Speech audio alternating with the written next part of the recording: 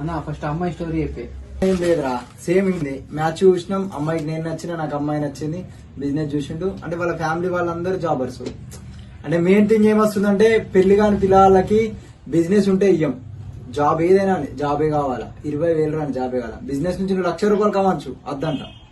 Same ఇది ఒక నిర్మల్కి వచ్చింది మ్యాచ్. పిల్ల నాకు నచ్చింది, పిల్ల నాకు అందరం. ఎండ్ ఆఫ్ ద డే వాళ్ళ మమ్మీ నేను జాబర్కే ఇస్తా. పిల్ల మెసేజ్ చేసింది, మా మమ్మీ జాబర్కే ఇస్తా ఉంటుంది, మా మమ్మీ జాబర్కే ఇస్తా ఉంటుంది. కానీ ఈ బిజినెస్ అనేది అంటే ఇప్పుడు అందరు జాబర్కే ఇస్తారంటే మరి బిజినెస్ లో పరిస్థితి ఏంది? బిజినెస్ రన్ కాకపోతే ఎట్లా? జాబ్ నుంచి 1,00,000 రూపాయలు వచ్చినాడు జీతపోడే, బిజినెస్ నుంచి 10,000 వచ్చినాడు ఆడే రాజా ఆడే మంత్రి ఆడు జీవితానికి. ఇప్పుడు నాకు తిక్కలైతే షెడ్ బంద్ చేసి నేను పోతా పిల్లాడితే. కానీ నేను జాబ్ చేస్తే పోతాను ఫోన్. మెయిన్ అదే రీజన్ మీద నాకు పెద్ద దెబ్బ పడ్డది. ఈ బిజినెస్ కి జాబ్ కి మెయిన్ అదే మైనస్ అయింది.